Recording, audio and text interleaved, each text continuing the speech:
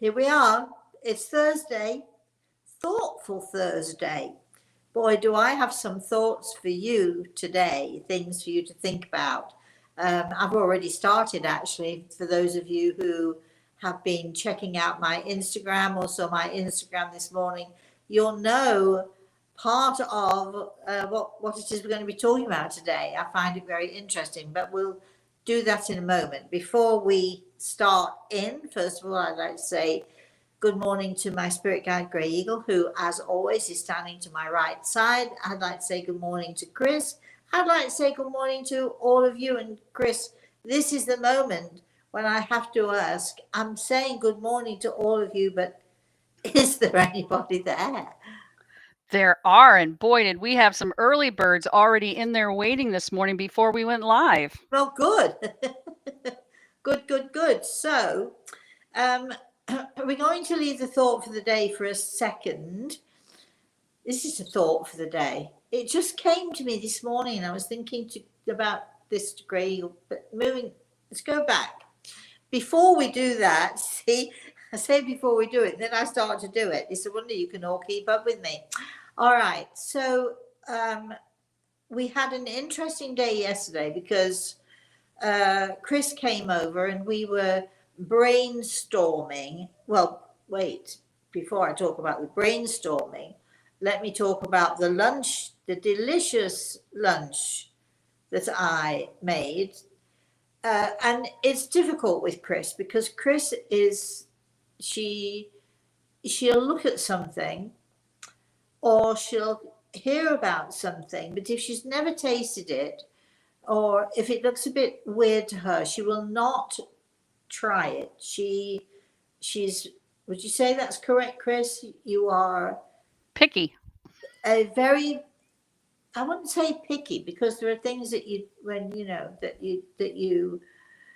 eat and you love and you eat a lot of. But I think that there are, if she's never tried something before, she won't necessarily try it. So anyway, I had the most, well, it was quite a large fillet of grouper, which I love. And it had been in the freezer for a while, and I'm thinking, what can I do? I'd invited her over for lunch and had no clue what I was going to give her, so I took that out. And then usually when I'm making grouper, I like to, or certain kinds of fish, I like to make a nice crust, and I'll often put breadcrumbs and olive oil and lemon juice and maybe a little parsley or something, and mix it all together and lay it on top of the fish to give us a nice crust. And of course, I have to have forgot the most important ingredient, which is the Parmesan cheese. So I mix it all together and just make a nice layer. But I went into the cupboard, I found my breadcrumbs, and I opened them up, and there were like little dribble of breadcrumbs in the bottom. And I'm thinking, oh, well, I guess that won't work then. So then I pulled out a packet of chips, and I don't really keep chips in the house, but I thought, oh, well, maybe I'll just crush these and use these. And then I spotted the oatmeal. And I think to myself, yes, let's do that then. You were there watching all of this, weren't you, Chris? And this is how I learned to cook years ago. I would open the cupboard and take a look at what I've got and make something out of whatever it was that was in there. And you have to be a little bit creative and a little bit innovative. But there were these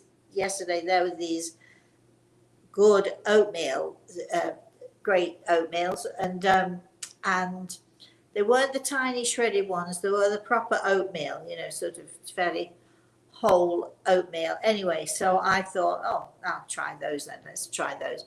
So I put them in a bowl, and I like to use pure Italian lemon juice, actually.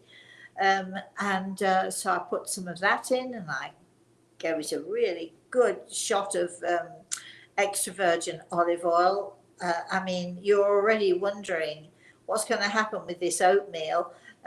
Anyway, so I put that in, and so we've got oatmeal and lemon juice and olive oil, and then I got out the Parmesan, and I put in a load of Parmesan, and I mixed it all together and by this time the oatmeal was softening a little bit, but it was still not particularly soft. And I know that Chris was standing there thinking, I don't know if I'm going to eat this. I don't know if I'm going to like this. Aside from the fact that the fish is a fish she'd never had before. And I said, trust me, I'm pretty sure you'll like it. It's a nice meaty fish. But she was already eyeing it, thinking, maybe I should have brought something for lunch. Maybe I should have gone to McDonald's and brought a burger or something.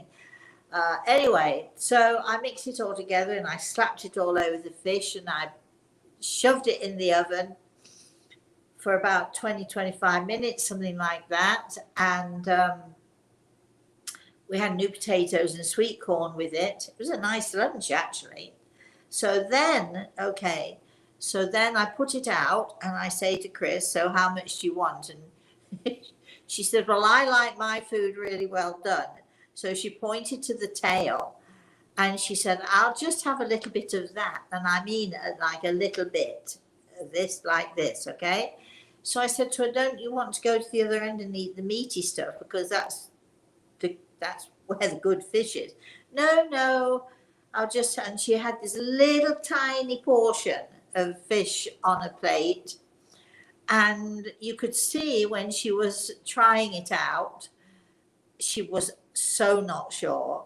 I think you only did it out of politeness. Anyway, she was so not sure. And then all of a sudden, then she was surer. And then she said, the crust is really good. And I said, yeah, the crust is really good. And yeah, then this fish is really good. And I can taste the lemon. And the next thing I say to her, Chris, would you like some more? And she said, yep. So I got the spatula that I was cutting it with. And I said, do you want this much more or this much more? And she said, no, I'll have this much more. So I think that gave the sign of approval, right, Chris? Your food is phenomenal. Anyway. I'm drooling thinking about it. So anyway, so it was really, really good and a great way to, and this is not for anybody who's new here. Let me just reassure you, this is not a cooking show. But this is what we were doing because Chris had come over because we're trying to get stuff planned out for our subscription program.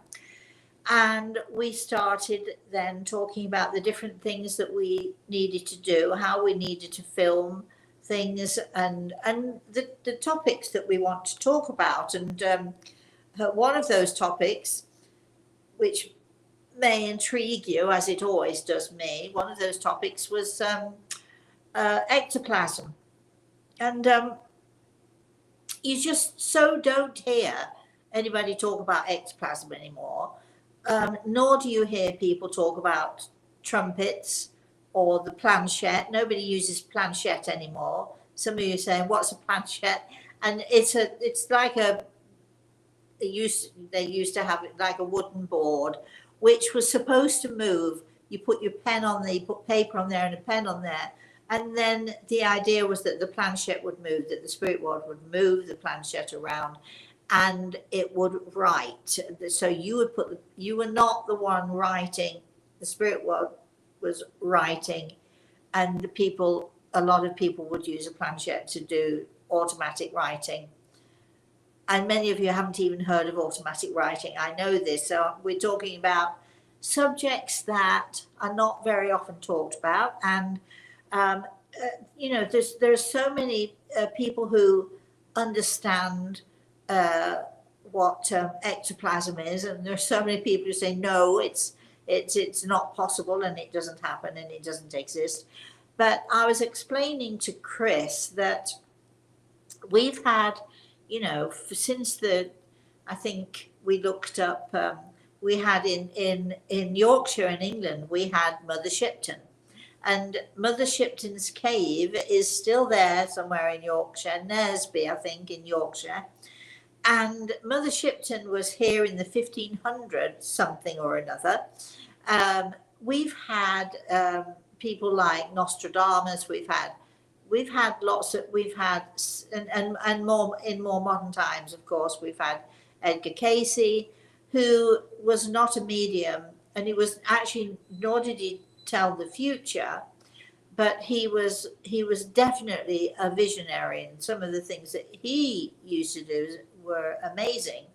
And in fact, there is in the south of the country somewhere, I can't remember now where it is, Chris, you might remember, there is the Edgar Casey Foundation, and you can go in there and take a look at, what he did and learn more about him and so on. Anyway, so there are lots of seers and sages, and of course, let's not forget, very important, we've got Gregor here, remember, in every native community, there was a seer or a sage or a shaman or whatever you want to call them, who would be the spiritual leader of the of the tribe, who would often go out and they would, and maybe still do, use hallucinatory plants you could find in the desert, pull them up, and I'm trying to think of what the name of one,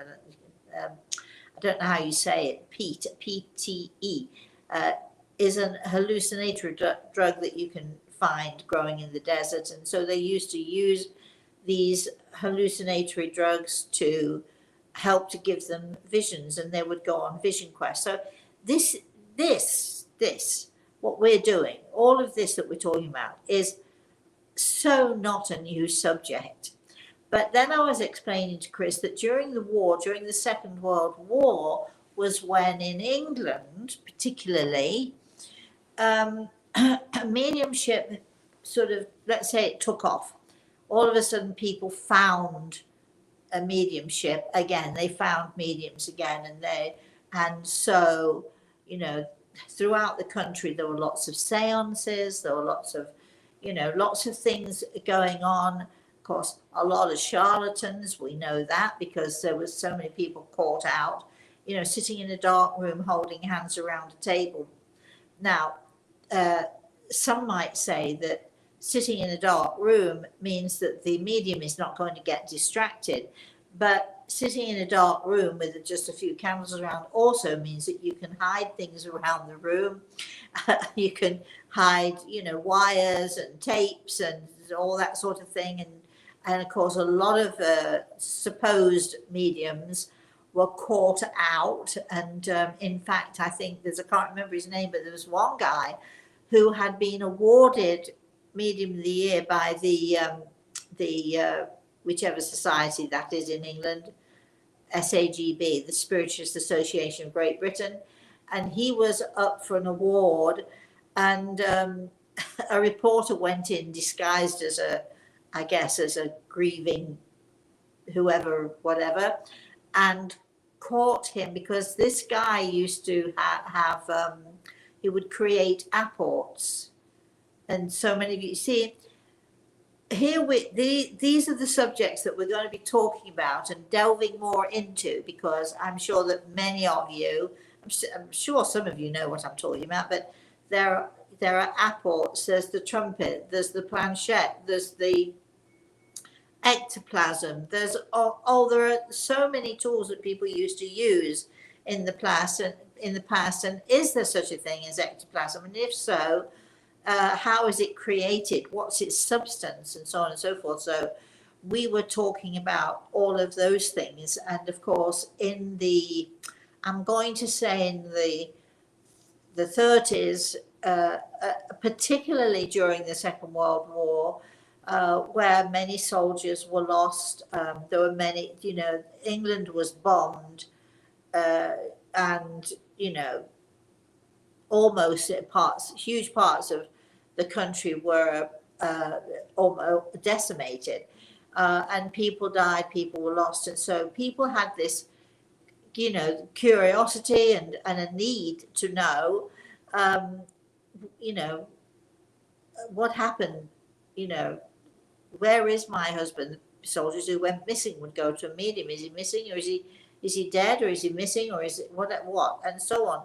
So people had a great need, and I think in our country, when we have trials and tribulations in all over the world, not just in this country, but all over the world, when we start to have, we start to suffer the trials and tribulations, and COVID was another one. And, there are certain times when people look to people like myself. I'm not sure there is anybody else like me, but you know what I'm saying. People start to look towards mediumship, they start to look towards the future, they start to recognize all of a sudden how very vulnerable we all are, and so they need more information perhaps about what happens when we die and so on.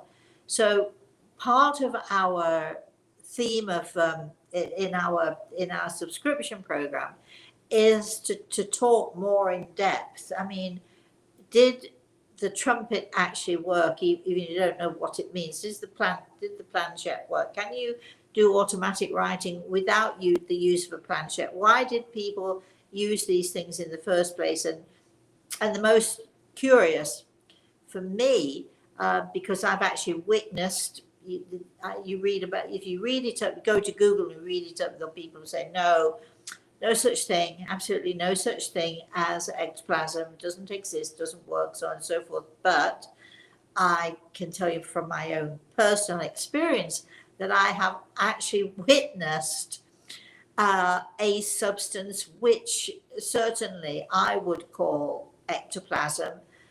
I can see you're all going to make a little note of this and then run off after the show and look it up online. And you'll see people who say, yes, it's possible. There are people who say, absolutely not. Is ectoplasm created from our physical body, or is ectoplasm something that the spirit world brings to us? All these questions. So we're going to be going so much more in depth in our subscription program, because, so few people know about these things, and so few people really have are able to go to the source for information. We go to Google as the source, but I go to Grey Eagle as the source. So Grey Eagle and I are going to be the source for the information that we're going to be dealing with, and we're excited about that. Now, moving on from that, Chris had a great lunch, by the way. Is there anybody there? We do have a theme for today, and I want to come back to that in a minute. But I've talked for so long, Chris. Any comments so far? Any comments? Any questions so far? Oh yeah, people are commenting in the chat room, and they're starting to send in their questions, which is great. Annika says, I'd like to remark that in my consultation last week, my love had a self-confidence that he often lacked when his depression and anxiety were prominent in earthly life. Isn't that amazing? Don't we love it? Don't we love that? It's what you're witnessing when you see something like that, is you're witnessing somebody who is, it's a little bit like we do the bottom brick. We have to find out what caused the issue. We have to go to the root of a problem. And, I think I talked a little bit last week, and on YouTube, I talked quite a bit. And you can go to YouTube and go to the link, and you can find this on YouTube. That we think that our loved ones in the spirit world, once we die, we're okay. That's going to be it, and no more problems, no more worries. But that isn't the case. But it sounds like as if your beloved has sort of understood and realized and become more confident in himself, because a lot of the stuff that we take with us, which is unresolved, we take unresolved stuff with us, we are given help, we're given guidance, and we start to learn why we were how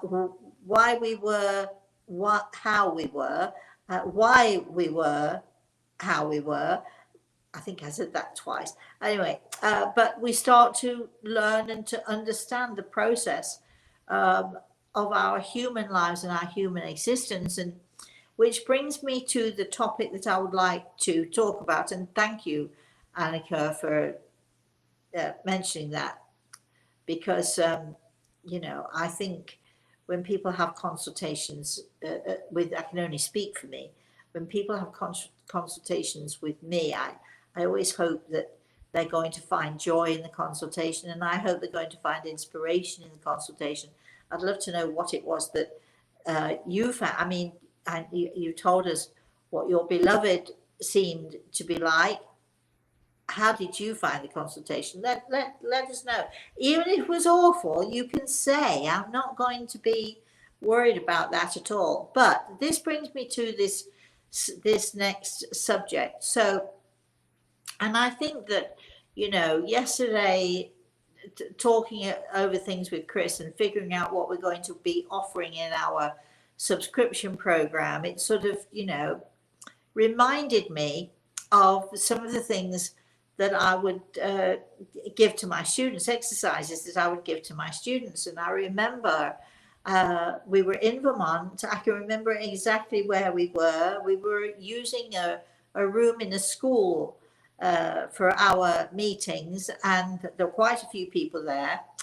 And so I gave them, and this was not the first time I've given my students this exercise. I do it fairly often with my students, and I suggest to them, okay, if this were your last day on this earth, or let's give us a little bit of time. If you knew that tomorrow was going to be your last day on this earth, what would you do with it? And the reason I'm thinking about this, and the reason I thought about this morning, was because, there are so many people who pass into the spirit world. They pass very suddenly, or even those who know that they're dying. We have so many in our lives. We have so many unresolved issues, right? There are people that we keep meaning to call. I haven't spoken to them for ages. I particularly have a wonderful, wonderful friend of mine who has, I really need to get in touch with him. And I've really needed to get in touch with him since December. And here I am, and it's June. So we're halfway through the year. But things keep getting in the way. And I love him dearly. And, I feel, when I think about it, every time I think about him, every time I see his name, gosh, I've got to write him, or I've got to call him up. I've got to, and then it goes, because there's so many other things. So, so there are so many things in our lives. There are people we don't speak to. There are people we'd love to get in touch with. There are people who, I had a great letter.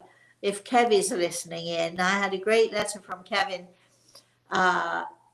He sent me an email, and do you remember, Rosemary, 35 years ago, my age is really showing now, 35 years ago, when I came with you, and we gave healing, and he was sort of going a little bit down memory lane. And of course I remember Kevin. I absolutely remember him.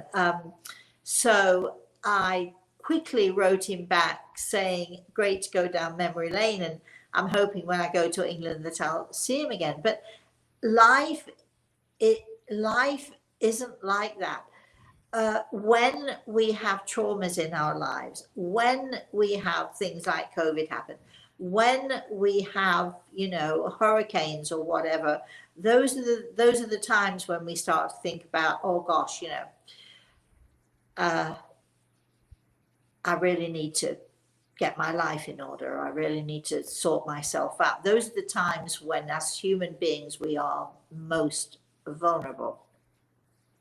And those are the times when we think, I don't want to die without sorting out all of these unresolved issues. But of course, when we die, we do have unresolved issues. And anyway, so here is my question for all of you guys, and I'd love you to think about this. if your angel whispered in your ear and said, okay, you got one more day, tomorrow is your last day on this earth, I want you to really think about, what is it that you would actually do? What is it, who is it that you would actually contact? Mine is a no-brainer. I would gather my daughter and my grandson, and I'm a happy person.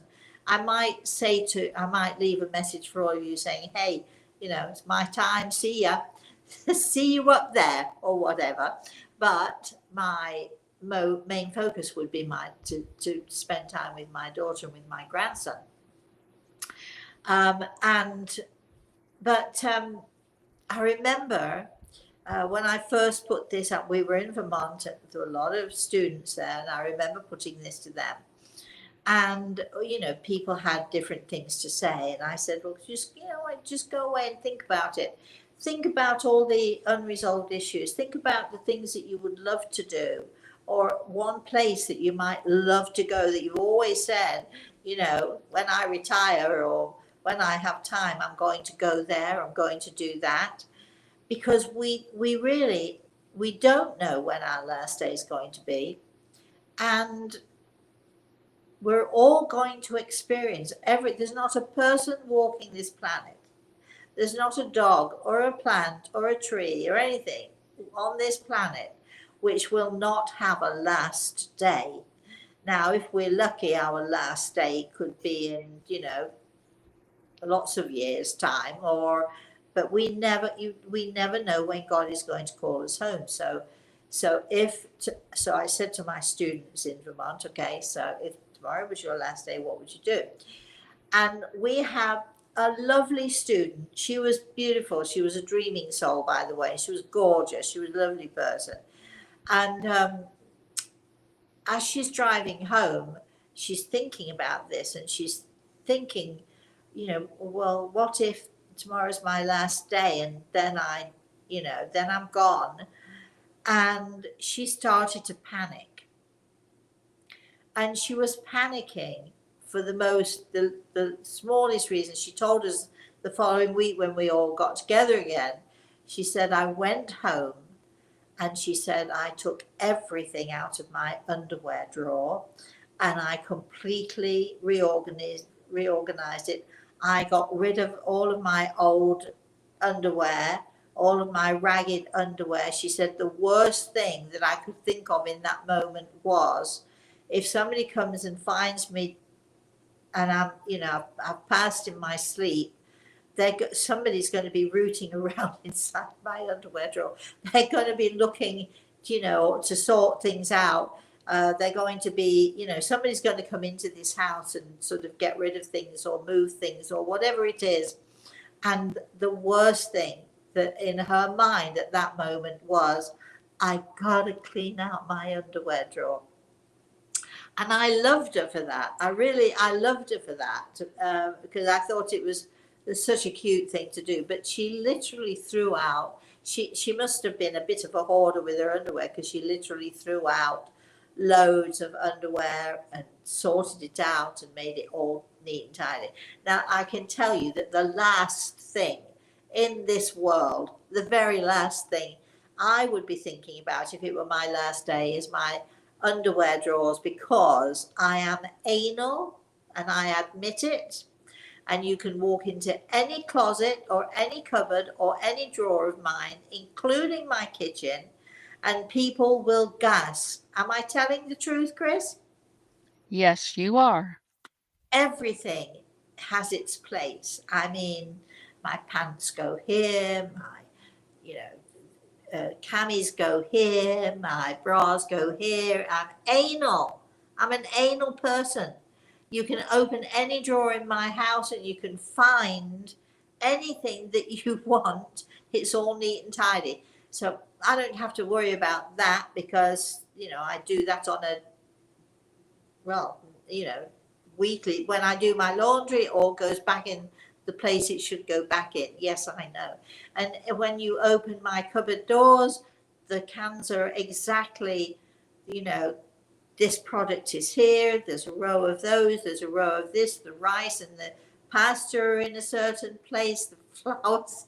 I mean, I am anal, totally anal. And people, when people come and they come for dinner, and it might be their first time, and I open the cupboard doors and I start rooting around in the cupboards, I've had people actually gasp and say, "Oh my God," because nothing is out of place. The good news about that is that if somebody's been rooting around in my cupboards or my drawers, I know. Anyway, back to the question in hand. Has anybody got any ideas? Or, because I do think that, you know, as human beings, we are, our physical self is very, very frail. The etheric body, the spirit body, is so strong and so powerful, and we have so much um, energy. And of course, the strongest thing we have is our, you know, the thoughts, our mind, what we do with that. Um, but our physical bodies are so frail.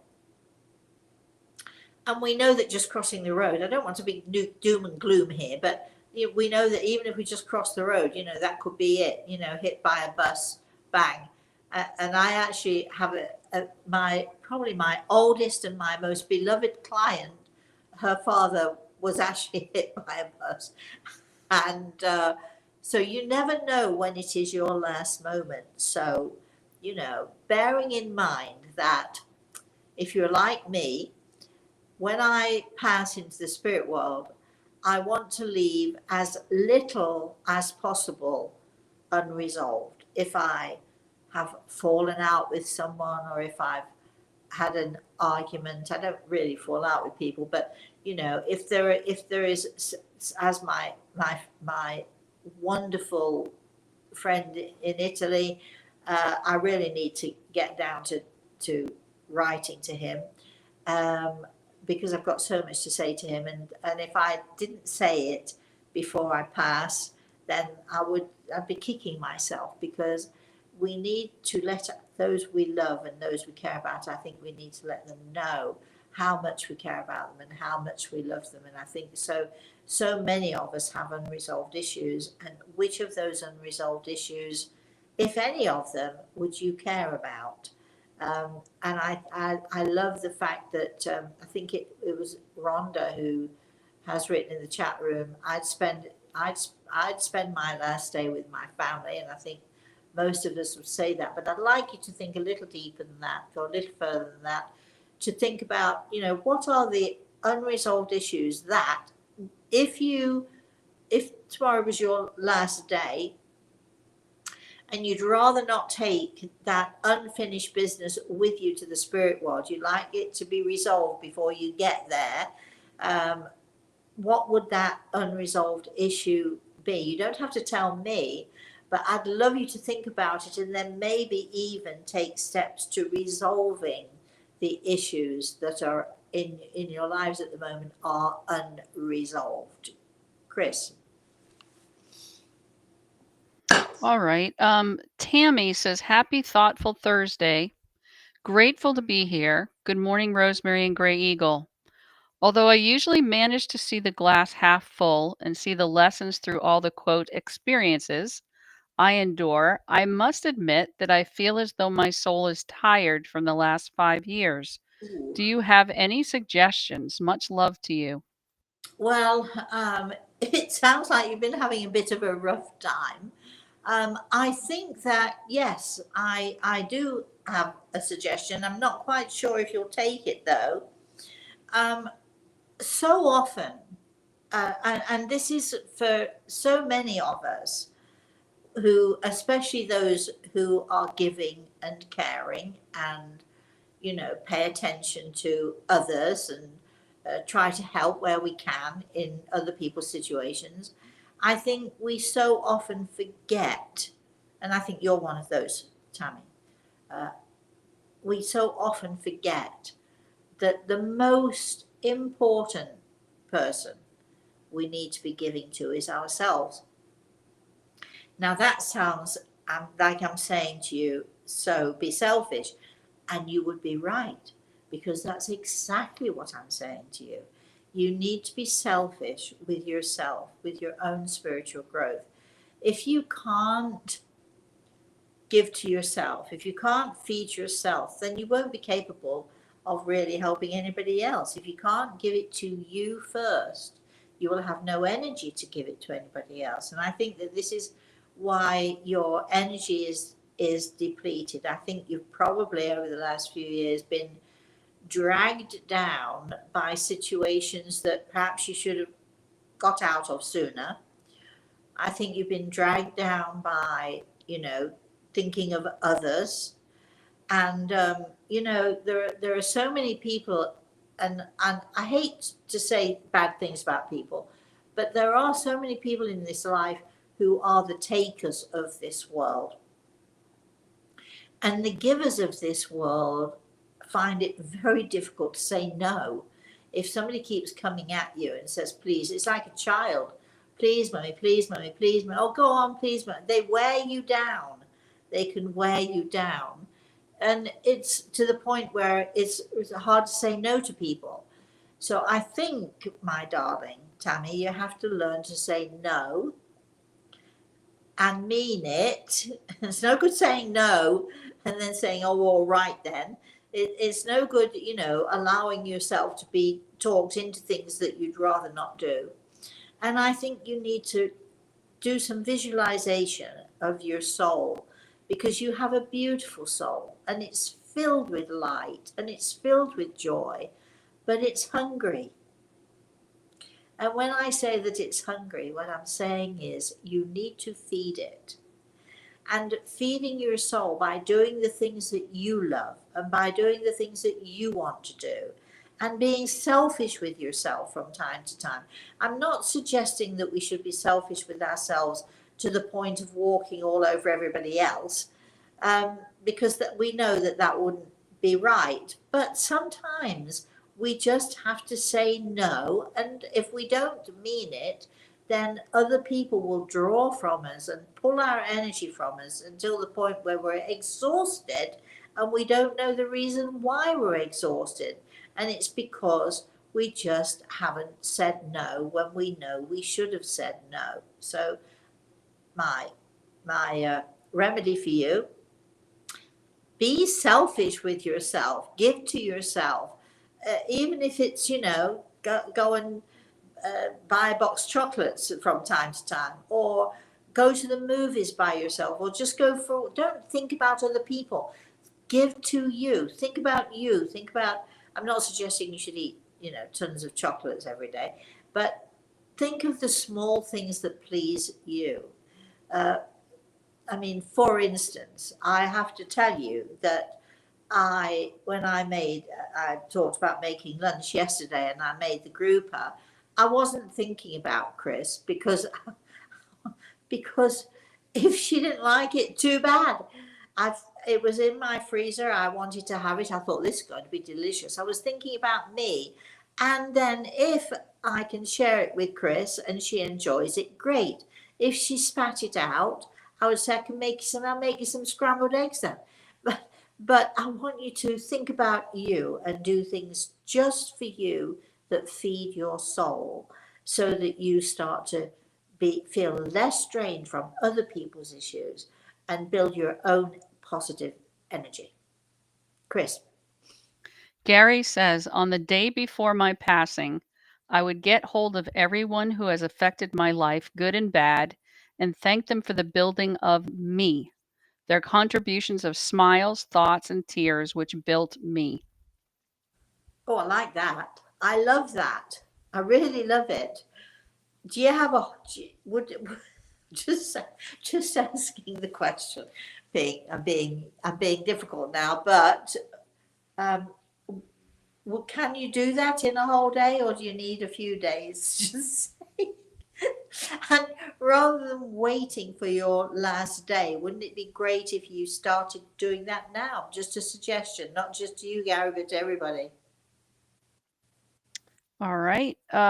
Eric says, how is your Gray Eagle book coming along? We don't want you to leave the Earth plane anytime soon. No, I know it, and it is coming along. It is coming. I was talking about it the other day. It's just we have so many other things going on. Um, I would. I'm trying to shoot for next year. I don't know if I'll be able to do it, but that's what I'm trying to shoot for because next year is my really big birthday. I'll be, what will I be? 50 or something. Just anyway, I just think that would be a great time to commemorate how old I am, how aged I am, how uh, uh, and you know what? I really don't feel old, and I don't feel. I feel really great. I think, we can say age is a state of mind. Unfortunately, though, our body doesn't always agree with us because it starts to break down from time to time. But, even though I still can't, you don't want the list, do you? Even though still can't use my hand. It's so frustrating, and I can't even turn a doorknob properly. And on and on it goes, that age gives us away. And when I get up in the morning, although this did not happen this morning, sometimes when I get up I'm sort of like I'm walking bent over till my back gets straight, but that's been happening since I was 20 and since I had my surgeries.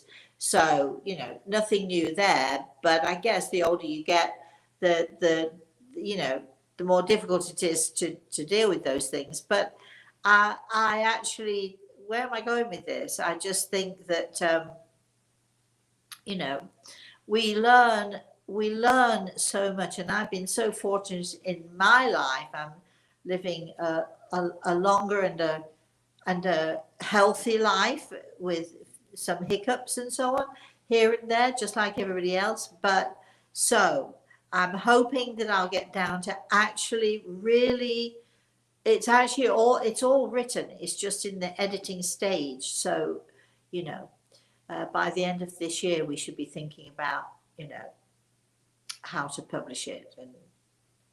And so, no, I don't want to leave this world either without Grey Eagle's thoughts and answers to his questions and so on. And, so this is why I think the subscription program is great, because we're going to be talking about things that either most people don't even know about. I mean, how many of you out there have heard of ectoplasm? Do you actually know what it is? Do you know where it comes from? Do you know how it's produced? And all of the naysayers who say it doesn't happen and can't happen, I'm one of those who has actually experienced it and seen it for myself. So interesting stuff we're going to be doing. Chris. Judith says, I don't want to pass until I know what I want done with my cats. My clutter is cleaned out and my house is spotless. Obviously, I have many years left. Well, yes, but your cats might go before you, and then you won't have that worry, will you? It's like, okay, keep going, Chris. Tammy responded to you saying, Rosemary, thank you for this cleansing cry and your incredible and much needed words. Thank you sincerely, and all my love to you. And absolutely, my soul is hungry. I know it is. Well, here's the deal. You better come back to me next week or the week after. I'll give you a little time here, but I want, when you start to really feed yourself, because that's what you need to do. I want to hear you saying, my glass is half, my glass is full to overflowing, because you do have a beautiful soul, but it is hungry and it does need feeding. Chris. Dean says, please keep me on the healing list. Still in a lot of pain and bleeding for another month or two. However, they didn't remove my funny bone. In parentheses, humorous. Ha ha. Oh, Dean, what would we do without you? You got to stay around. You got to hang around And just mentioning, Dean, not quite time for the Christmas cake, but coming up to that time. And I'm only saying this to you because I was rooting around in my cupboards where all of my pans. I've got so many pans and pots and things that I've used over the years and need to get rid of. Poor Samantha, when I go, she's going to have a hell of a time sorting stuff out. But anyway, Christmas cake time, Dean. Just saying, not quite yet, but another couple of months, we'll be thinking about it. Chris. Shelley says, Rosemary, I would love to know why I feel so connected to the Native Americans. I have for a long time. Was it a past life? Oh, I don't know. That's a big question. It's a longer question. But I think that I don't think that it's necessarily a past life. I think that and again, here we go with it when we're going to be talking with our subscription program. We're going to be talking about energy, and we're going to be talking about um, uh, vibration and vibrational levels. And I think that there are certain people that we meet or that we read about, and we're connecting on how would I call it, on a like a universal. Sometimes we connect on a universal vibration. So I think that you have in some way have a connection. Your vibrational level somehow resonates with the Native Americans and their culture, which is great. So it's not just about past lives. Unfortunately, it's way too big a subject. When we're talking about universal vibrational levels, what does that actually mean? And unfortunately, we only have an hour here and so many questions to answer. But I would suggest that that's probably what is going on here, because we can be on one side of the world and have a vibrational connection to someone who is totally on the other, or not just someone, or something that's going on, or something that's happening, which is totally and absolutely about vibration and vibrational levels. And somebody was telling me the other day, that there was a young man talking about how scientists know how to change the weather, and the scientists are doing this, that, and the other. And I just shake my head sometimes, because there are so many things that happen in our world and also out there in the universe that are being tampered with and interfered with, which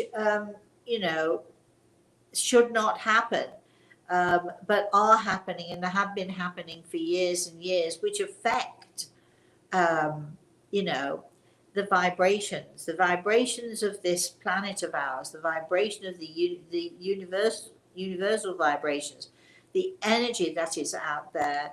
When people start tampering with stuff like the weather, people start tampering with, the the natural scheme of things. People start tampering with nature and how this world should be. Um, uh, it can have very, very negative effects. Chris. Helen says, my dad had unique gifts and could make things move Oh, and talk to the dead. Saw okay. it with my own eyes. I begged him to teach me, but he would say, no, it's the devil's work. Do you think it was devil's work or something more innocent? No, I always wanted to believe it was good. My oh, dad has since passed and I missed him terribly.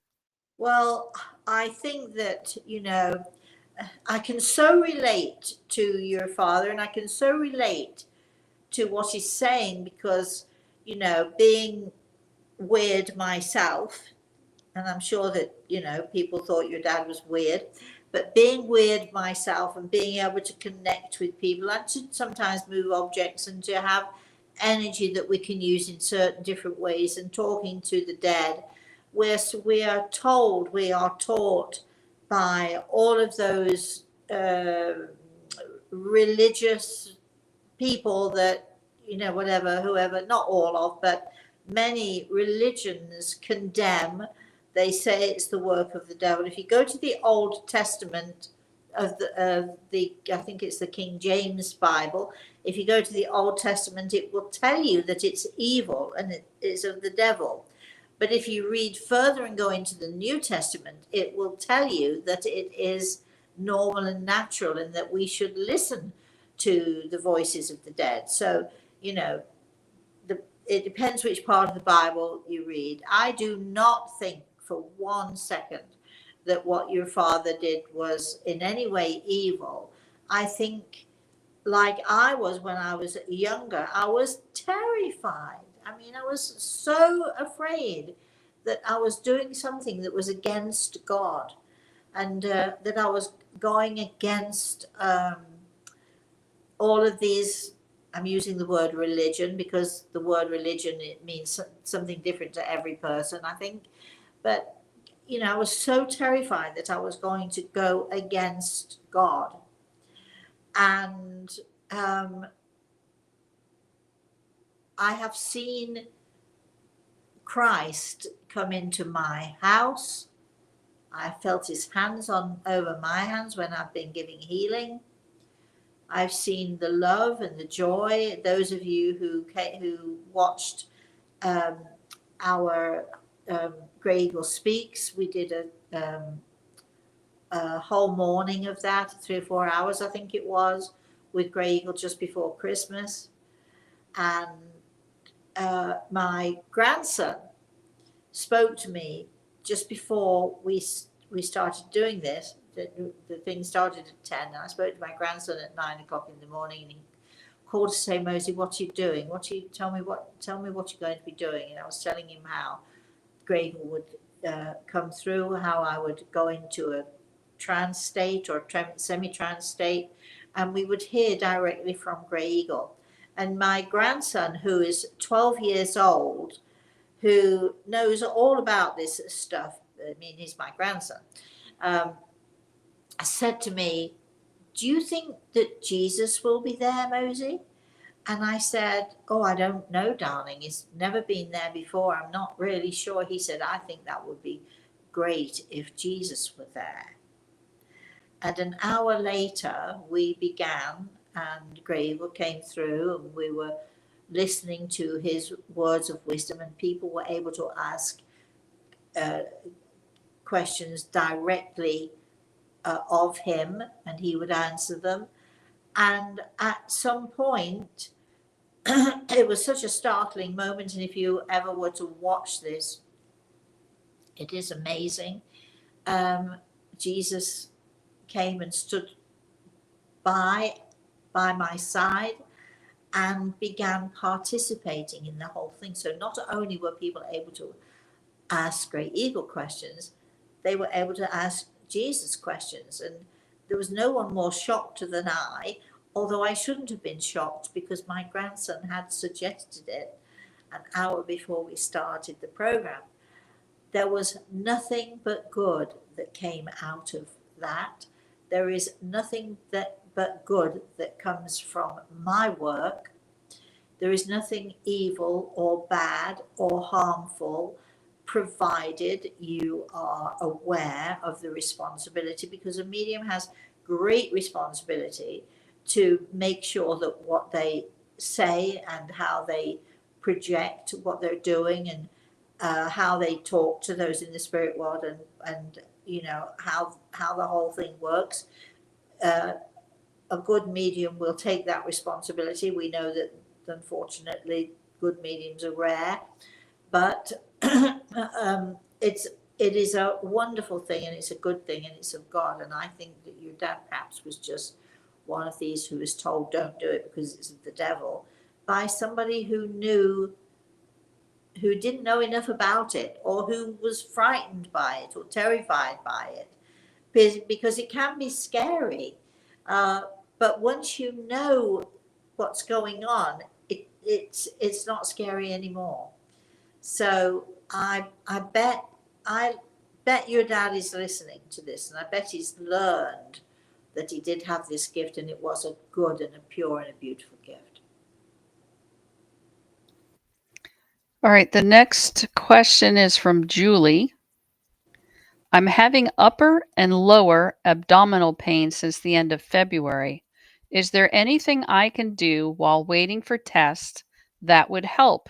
Worry is making it work worse, I realize. Yeah, I would say, um, darling, if you can u- use some meditation techniques, I think that's something that will help you. Uh, I have made um, four meditation four meditations which are on CD or whatever they're on, however you can get them now. Um, and in fact, a friend of my daughter's is going through um, series of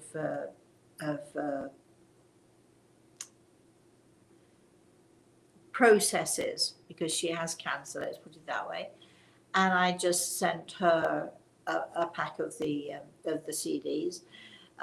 So you need to have some meditation. I actually, excuse me. Oh gosh, I bit my tongue. I just sneezed and I try not to sneeze too loud. I bit my tongue. Sorry about that. Anyway, um, I think that when I'm listening to your question, I don't see it being a terrible thing that is going on here. I'm glad that you're going to the doctor. I'm glad that you're going to be getting your test soon. And I think that you're making it worse. This is not a criticism of you, naturally. You're making it worse.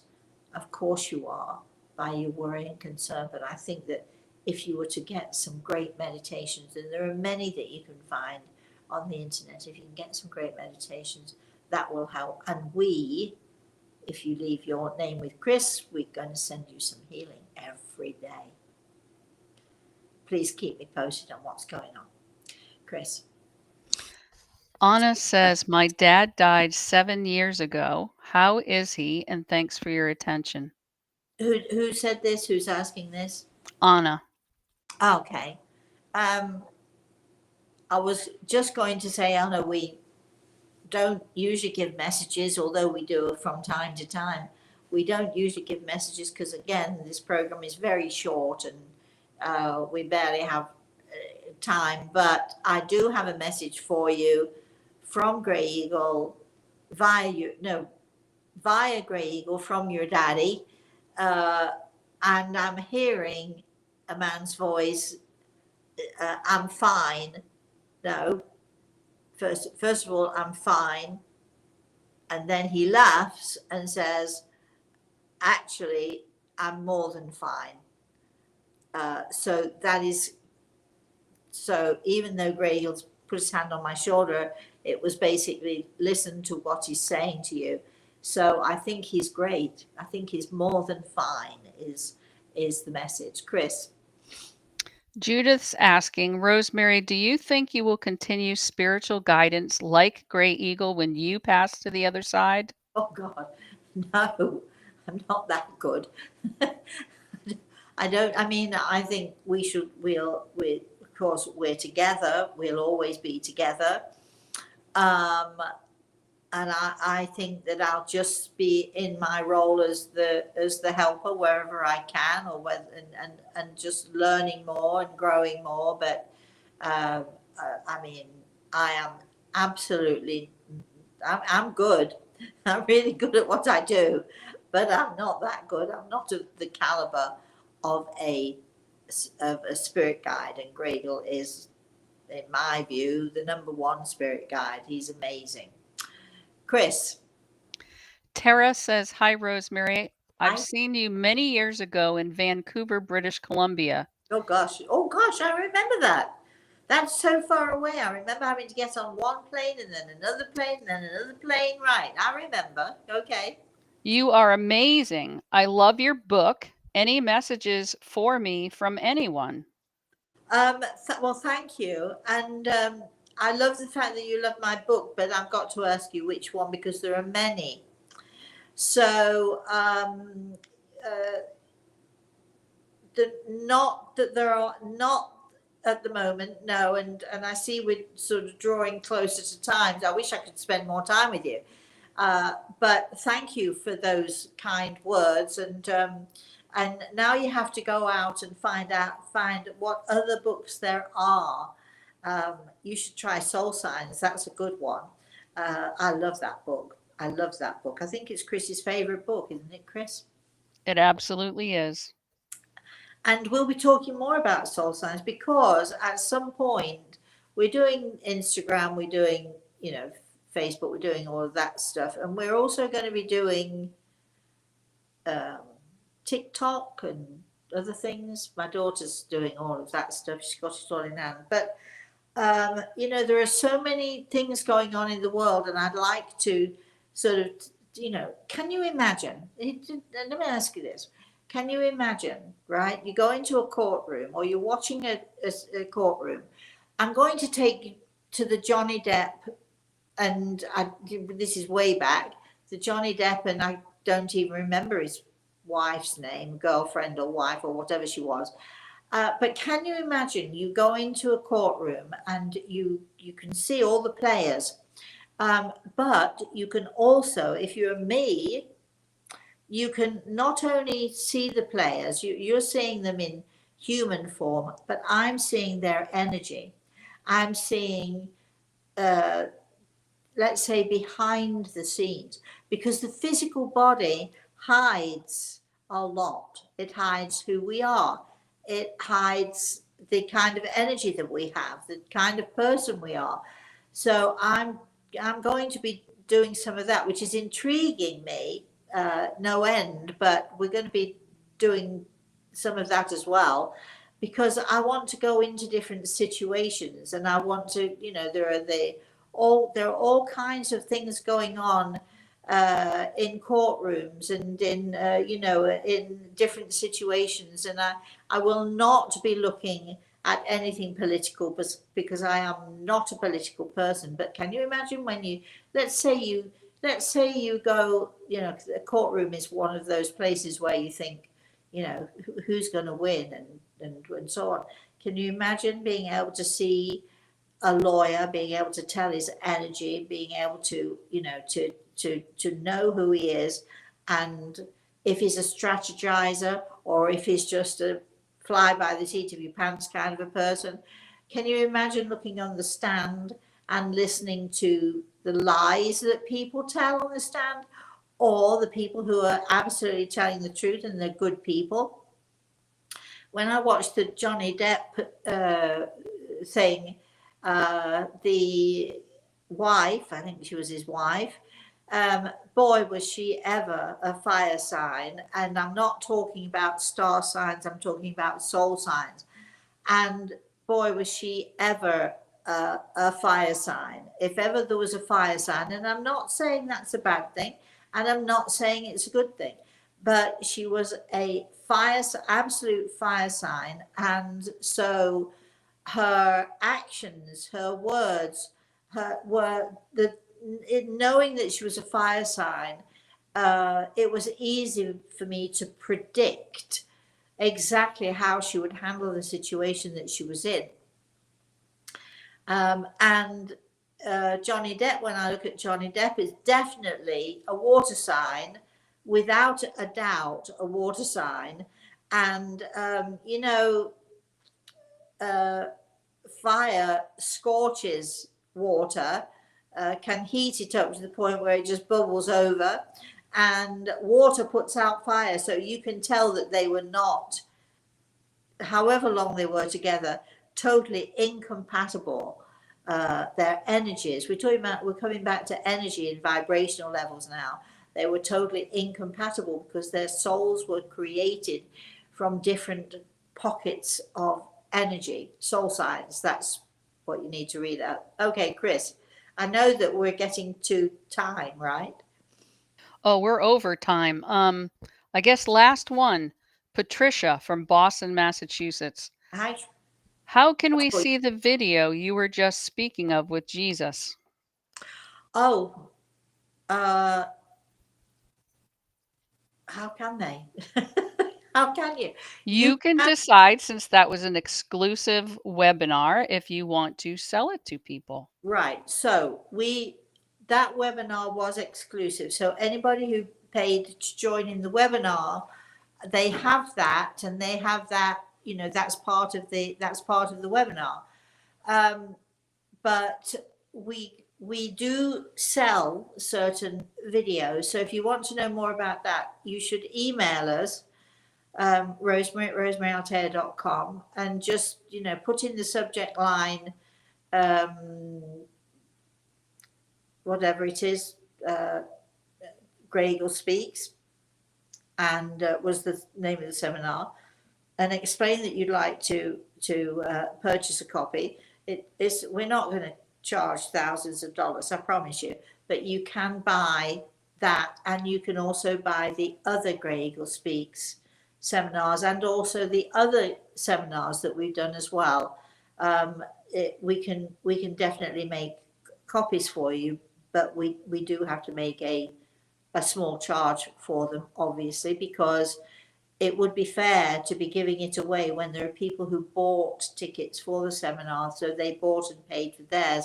So we're not going to give it away to anybody else, but you can actually, if you want to purchase that video, again, email us, and we will absolutely send you all of the details and how you can get it. Okay, I think that's it, Chris. So I'd like to say thank you to all of you. Remember, what if tomorrow was your last day? What would you like to do with it? And my suggestion to you is, don't wait until it's your last day. If you want to spend the day with all of your families together, make it happen. If you want to put things right with a friend or a loved one who you've not been speaking to, but you really wish that you could, put it right, do it. Don't leave unfinished business, because we all have a last day, and we never know when that is going to be. All right. So thank you, everyone. I'd like to specifically say thank you to Grey Eagle for being here with us, and all the help and the input that he's putting into all of this for us. I'd like to say thanks to Chris and for great facilitating, and I'd also like to say thank you to all of you who are watching. Don't forget, if you like this show, if you watch me on Instagram, because I try to do it every day or at least every other day, and we also have other things on from Instagram. I'll suggest a subject, and then we're going to talk more about it on YouTube. Can you like, this is my daughter now, can you like or can you share what you see, and so on and so forth, because we want to get as many people on board with this subject as we possibly can. So please like or share or do whatever you need to do. In the meantime, until I see you again, we'll definitely be here next Thursday. We've got our Everything is Attitude coming up with Al, and we have a great guest on. And we are also at the end of the month going to be doing our Cracking Up with Kay. And in the meantime, we're going to be doing all sorts of other things, and we're working hard on getting our subscription program in place, which should be really, really interesting for all of you. So in the meantime, please have a very blessed rest of the day, everybody, and have a very, very blessed rest of the weekend.